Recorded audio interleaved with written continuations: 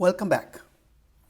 That was quite a month, wasn't it? April of 2025, a month for the ages. Started really badly, got worse, and then magically got better again. I know we dump on markets all the time. We talk about how irrational they are and how crazy they are, driven by mood and momentum.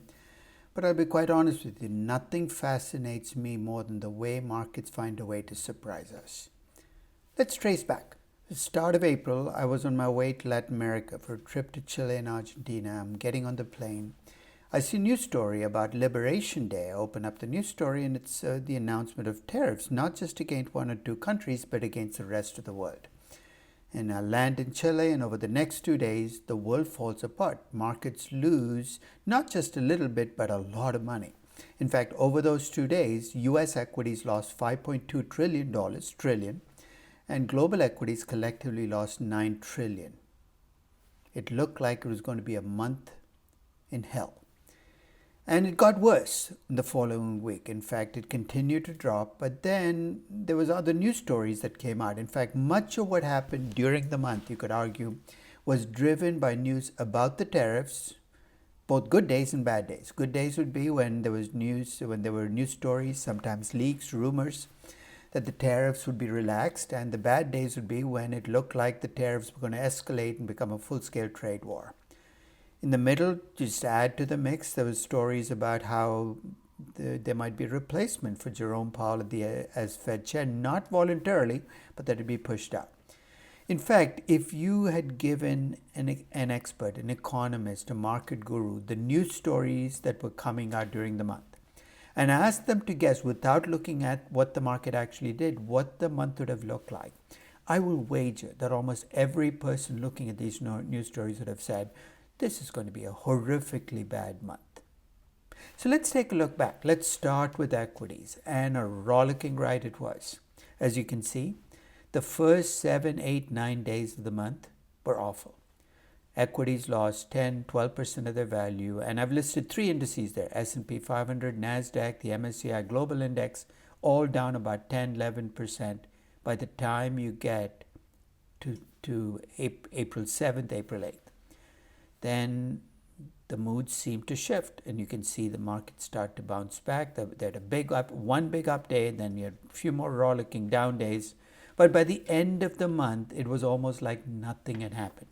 In fact, if you'd left for a trip to Hawaii at the start of the month without internet service, great idea if you ask me, and come back at the end of the month, you'd have completely missed all the pain and come back to an index that was roughly where it was at the start. In fact, each of the 3 indices were within 1% of where they were at the start of the month. It was the most eventful, uneventful month that I've ever lived through. Now, indices are a nice way to look at what happens to equities in the aggregate, but they hide some disparate impacts that might be happening under the surface. So as at the start of this month, I'm going to go and dig a little deeper by looking at all publicly traded equities across the world and aggregating them based upon different subgroupings. Let's start with the regional breakdown. If you look at the regional breakdown, and these are all in dollar terms so that I can compare apples to oranges, I've looked at the percentage change.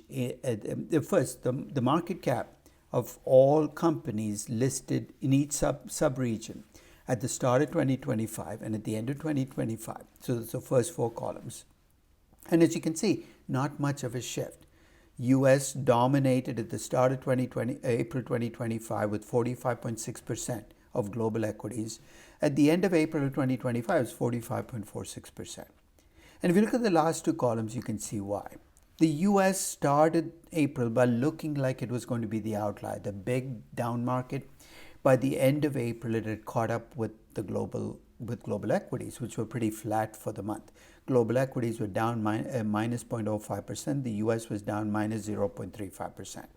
In fact, if you look across the subregions, the best performing regions in the world were India and Latin America in US dollar terms. And China was the worst performing market at down 3.69%. These are dollar returns. I'll come back later and talk about what will happen to them in local currency returns, because the dollar went through its own gyrations during the course of the month. That's a regional breakdown. The next thing I did was I looked at across sectors, and here I'm going to focus on US stocks because there's a bigger story to be told. Now, we've all heard the story of how technology has held US equities up for much of the last decade, and it's become a larger and larger slice of US equities. At the start of 2025, technology was 29% in market cap terms of the entire US equity index. Now, the first quarter of 2025, as you can see below, technology had a really tough quarter. It was down 13.19%. And if that doesn't sound like much, technology stocks collectively lost 2.3 trillion in market cap. And you get the first week of April, and things got worse. Technology lost another 1.8 trillion in market cap, another 11.6%. It really looked bad around April 7th or 8th if you looked at the year to date for technology companies. And then something shifted. I don't know what that something is, but by the end of April, technology stocks had made back that first week of April loss and added another 256 billion. So collectively, they gained 2 trillion in market cap just in the last 3 weeks of April.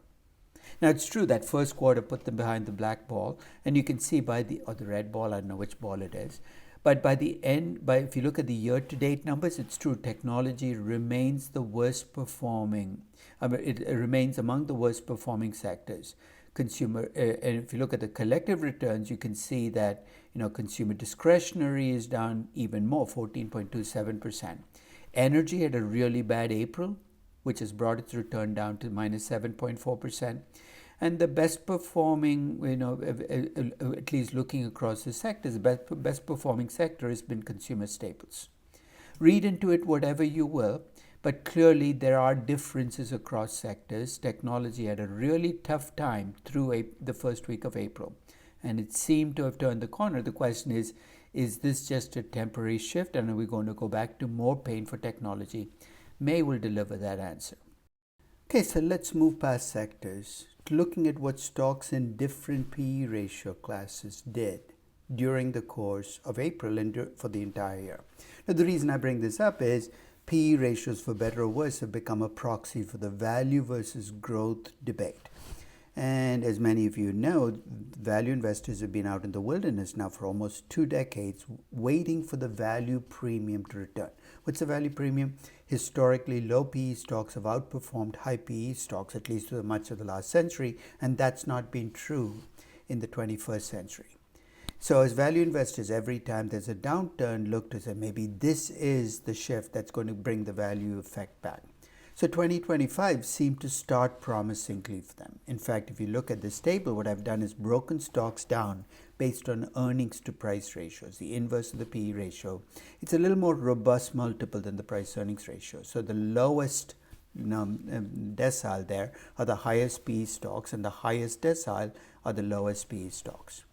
Let's look at the performance. If you look at the first quarter, the lowest earnings price, the highest PE stocks, clearly had a much worse first quarter than the lowest PE stocks. So clearly, value investors felt that, hey, finally, value investing was back. In fact, if I divide the stocks into the bottom half, the highest PE stocks, and the top half, which is the lowest PE stocks, and what you get then is the fact that the lowest PE stocks have lost only 1.07% in the first quarter, as opposed to the 10.91% the highest PE stocks did.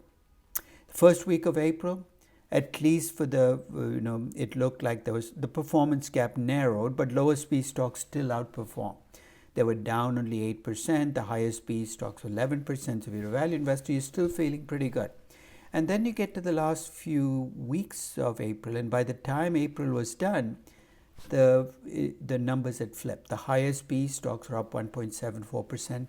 The lowest PE stocks were down 2.22%. It is true year to date still the lowest PE stocks are running ahead of the highest PE stocks, minus 3.27 versus minus 9.36. But again, the last 3 weeks in April seem to see a shift back to the pre-first quarter effect of value stocks being outperformed by growth stocks. I tested it out with other classifications as well. For instance, I looked at companies broken down by market cap to see if the small cap premium was returning. Again, the same effects play out. In April of 2025, small cap stocks underperformed large cap stocks. I broke stocks down by dividends to see if dividend paying stocks did better or worse than non-dividend paying stocks. Again in April, non-dividend paying stocks, stocks that did not buy back stock, did better than dividend paying companies or companies that bought back stock. Everything seemed to go against the value effect after we got past the first 7 or 8 days in April. Again, it might just be a temporary shift, but it's worth watching. Finally, I looked at whether momentum was at play. Momentum, of course, is if companies have gone up a lot in the past, do they continue to go up? The way I classified stocks based on momentum was to look at their performance in 2024. So the bottom decile are the worst performing stocks in 2024. The top decile are the best performing stocks. I mean, look across the table, you can see the worst performing stocks in 2024, it is true, had a much better first quarter than the best performing stocks. So finally, it looked like the momentum effect was breaking and that you were getting the reversal effect kicked in. If you look at the first week of April, the evidence is a little weaker, but still the worst performers had a slightly better first week, down 8.8%. And then you look again at April of 2025. The worst performers continued to perform worse, and the best performers, and actually, worst performers from last year had a terrible rest of April. They were down minus 5.31%. But the best performers made a comeback. So as with the value effect, you see a reversal back to the 2024 pattern of momentum dominating. Again, worth watching because 3 weeks is not a long time period, but momentum seemed to come back as a force pushing up stocks in the last 3 quarters of April 2025. So in sum, there were market stresses in April of 2025, but those stresses seemed to bring the market back to what it was doing before the first quarter of 2025, rewarding growth over value, rewarding large cap over small cap, rewarding an essential and rewarding momentum over reversal. We'll see if they continue. But the MAG 7 have been a microcosm of all three trends, right? Large cap, technology, momentum.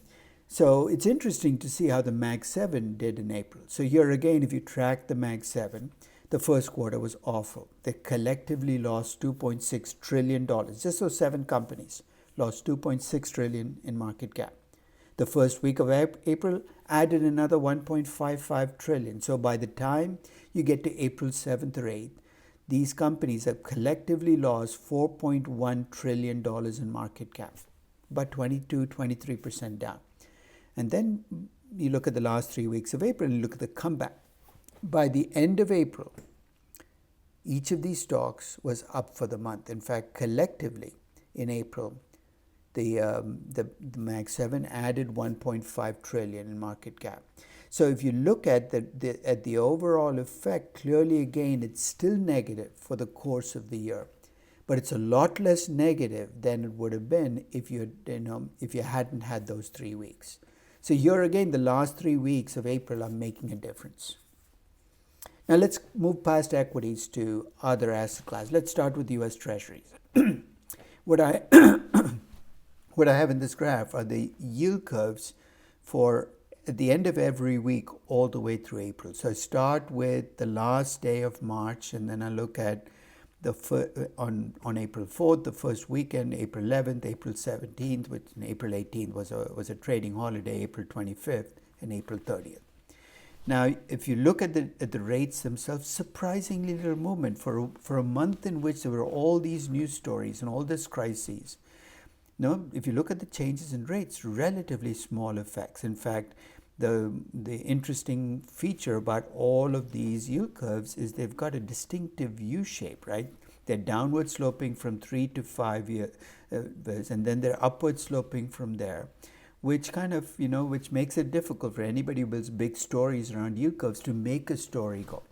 If you push me on how I'd explain this, it seems to me like the U.S. Treasury market is expecting higher inflation in the near term, a return to slightly lower inflation, perhaps because of lower economic growth in the slightly longer term, and back to higher inflation again long term. I mean, we'll see how this plays out, but not much movement in the US Treasury market.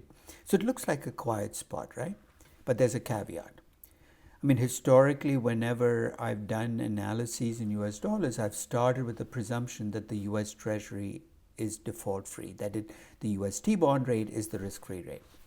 It's convenient, and for the most part, you can defend it. I mean, 2 of the 3 ratings agencies knocked down the rating for the US below AAA a while back, but I held on to the Moody's rating. Now, that might get more difficult to do because of what you'll see in the next graph. The next graph, I've looked at what happened to the US sovereign CDS spread. So think of this as insurance you're paying to protect yourself against default. But more than the number, it's the direction you should be looking at. The larger this number is getting, the more concerned investors are about US Treasuries not paying their obligations. It started the month at 44 basis points, 0.44%, so that's the way to read it, which was pretty much where it had been at the start of the year. So over the course of the year, it had drifted very slightly up to point. And then if you look at what happened in April, you can see the default spread rise from 0.44% to 0.61%. In fact, it hit a high of 0.62% on April 24th. The interesting thing about this rise is it's up about 38% during the course of the end. But don't freak out. I mean, even at 0.61%, it's not a big number, but it's bigger than it was at the start of the month. The interesting feature of the rise was it didn't happen in those first 7 days when equities were melting down. It seems to start later in the month. And I don't want to put a cause and effect too directly here, but I think this was more related to the threat of replacing Jerome Powell as a Fed chair and the concern about the independence of the U.S. Federal Reserve playing out in the sovereign CDS spread. So, what does this mean for me? It basically means my life, when I value companies in US dollars, might get a little trickier. So there are, in most other currencies, and especially in emerging market currencies, when I value a company, I start with the government bond rate, then I clean it up for default spread. Hey, I might have to start doing that soon for the US dollar. So the T-bond rate is 4.2%, the default spread is 0.3, 0.4, 0.5%. The risk-free rate in US dollars will be lower than what you observe as the government bond rate. Not the end of the world, but I wish I didn't have to do it. But you got to live in the world you're in, not the world you wished you were in. On the commodity front, I track 2 indices. One is a kind of overall commodity index, and it's down about 5.6% for the year. That's the blue line. And I also track specifically oil prices because it's usually the canary in the coal mine when it comes to commodities. And it's down 15.55%. And here, it tracked equities in the first week dropping, but it stayed down. You didn't see the recovery in commodities that you saw in equities. How do you explain the divergence here? I would be guessing, but my guess is commodities are much more reflective of the real economy, and your concerns about market caps and U.S. equity values might have come back. But to the extent that the tariff war and trade wars might result, or will probably result, in a slowing of the global economy is what you see playing out in commodity prices. On the dollar front, there's trouble, right? Both I've tracked again 2 indices. One is a broad dollar index, the other is a euro index. They're both down. The dollar is down against euro about 5.2%, against all currencies are weighted. It's down about 3%. And I think the explanation here, the dollar had already had a tough first quarter again, I think, is the Jerome Powell independence of the Federal Reserve is playing out in the dollar market as well. Remember earlier I showed you the returns by region in dollar terms. To the extent that the dollar got weaker, the local currency returns are going to be a lot worse than the dollar returns you see there. And that divergence is purely because of the dollar moving. What about collectibles? I've tracked 2 collectibles, gold and Bitcoin. They were both up. Gold was up about 5.29%. Bitcoin was up about 14.12%, but they took very different paths getting there. Gold kind of held its own during that first week when everything was melting down, and it rose a little bit. Bitcoin dropped, especially in the second week of April, but then made a comeback and ended the month up about 14%. I don't think you can pass much judgment on how good they were as collectibles because you didn't have an extended meltdown in markets. So that's a overall, across asset classes. So let's kind of hone in on what I think is the key metric that explains why markets move this much over a short period, which is the price of risk. In the equity market, it takes the form of an equity risk premium. Unlike many people who look backwards to get an equity risk premium, and I'm sure you're aware of this if you've seen other sessions of mine, I have a forward-looking premium where I take the level of the index now and expected cash flows and solve for an internal rate of return. It's a forward-looking dynamic number, and it's the price of risk in the equity market. In the bond market, the price of risk takes the form of a default spread, the extra rate you charge to buy a triple B, double B, single B high yield bond. So I'm going to try to see what those numbers look like through April. I made the resolution early on, in the month, that I was going to estimate the equity risk premium every day during the course of the month, something I do during all crises. And you can see in the early part of the month, as the markets are melting down, the equity risk premium is climbing up from 4.59 to it peaked at about 5.14% on April 8th. Now, if you add that to the risk-free rate that day, the expected return for stocks peaked on that day at 9.31%. If you follow through and keep going down, you can see the equity risk premium fits and bursts coming down. And by the end of the month, it was actually at about exactly the same level that was the start of the month. Now, the other equity risk proxy I've used here is the volatility index, the VIX. It's kind of a contemporaneous measure of what equities are doing. I'm not sure it has great predictive power, but it's a good contemporaneous measure of risk. And here again, you can see the climb to peak on April 8th, 52.33. And then the decline again over the rest of the month, almost back to where it was at the start of the month. They're both telling the same story in equities. There was a freak out, fear ruled, and then by the end of the month, the fear had subsided. We were back to where we were, for better or worse, at the start of the month. Now, if you look at bond default spreads, you see the same phenomenon, the swelling of spreads, more for the high yield than for the triple B. And again, a peaking around the middle of the month and a coming down. But here, the bond default spreads remain above where they were at the start of the month. How would I explain the divergence between equity risk premiums and bond default spreads? Bond investors are affected by the downside a lot more than equity investors who get upside to compensate.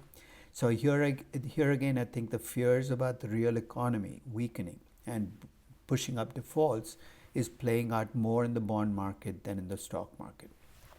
Finally, I wanted to see how the different asset classes moved over the course of April. Caveat, only 22 trading days. I'm not going to overreach with this, but the correlation captures whether they move together. So if you look at under stocks, you can see every single investment that I tracked moved with stocks. The correlation was positive across all of them.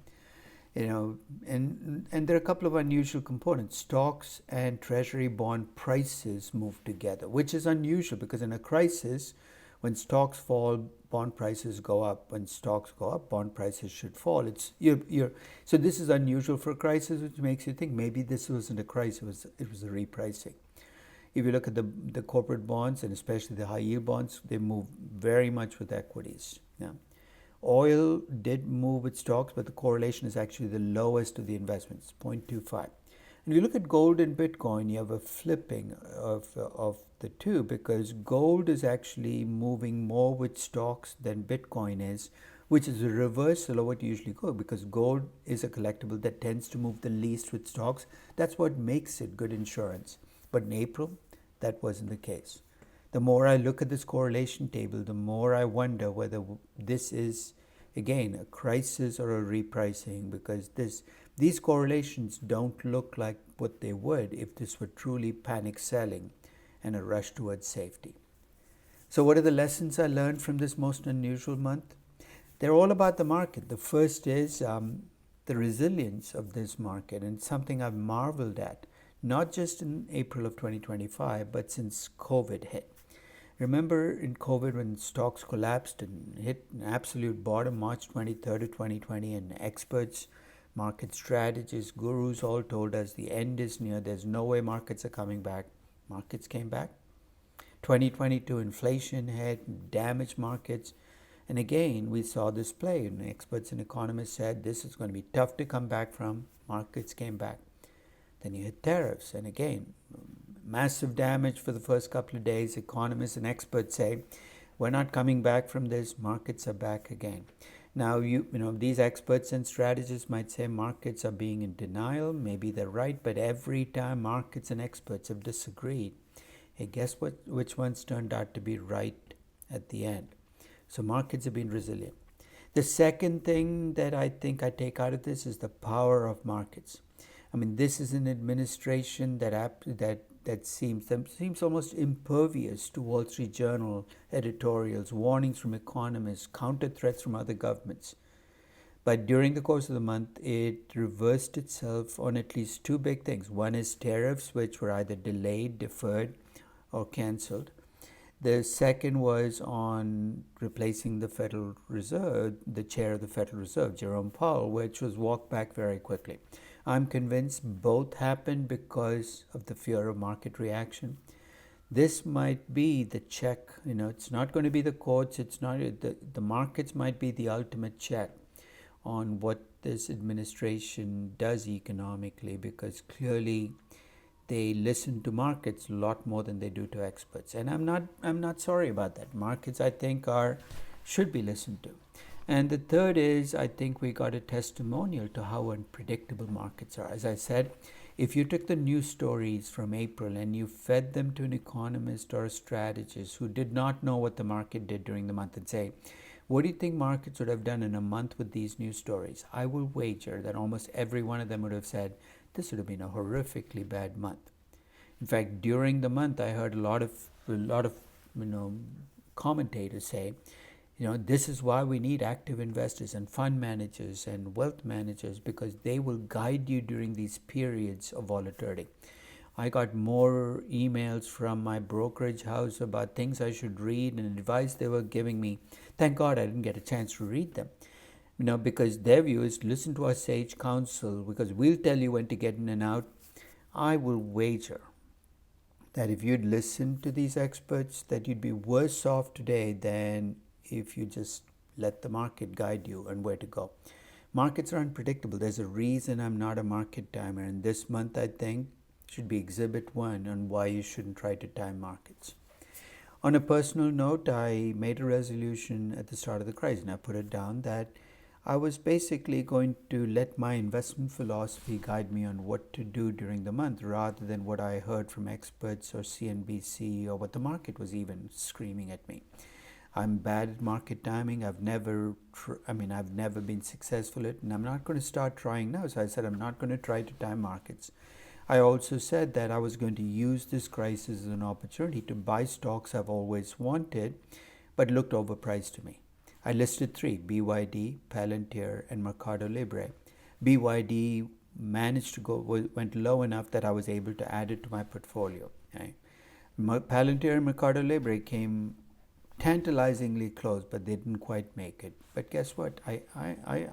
I'm patient. I can wait. I do have some maintenance work ahead of me because, as many of you know, I do have 6 of the Mag 7 stocks. I sold Tesla at the start of the year. I used to have all 7. And on NVIDIA, only 1/4 of the shares I had at the start of, about a year and a half ago. That said, though, these companies have all been reporting first quarter earnings, and it's time for my maintenance valuation. I have to revisit my valuations, and I will post about it because I value them, because I have to make a decision. Do these stocks stay in my portfolio? Do they leave? That's a decision I have to make at least once every year, and this is that time of the year is approaching. But I'm not going to be able to do it in the next week, maybe not even the next 2 weeks. For 2 reasons. One is I'm a teacher, and this is the end of the semester coming up, and I have grading to do. I need to turn those grades in before I post about the Mag 7. I'm also a father, and my daughter is expecting her first baby. It'll be my 3rd grandchild, and it's coming next week. I can't wait. And you know what? For the moment, I'm not even thinking about markets and Mercado Libre and stocks. They take a distant second place. I'm looking forward to meeting my newest granddaughter. So I will talk to you soon, and I hope you found this session useful. And thank you very much for listening.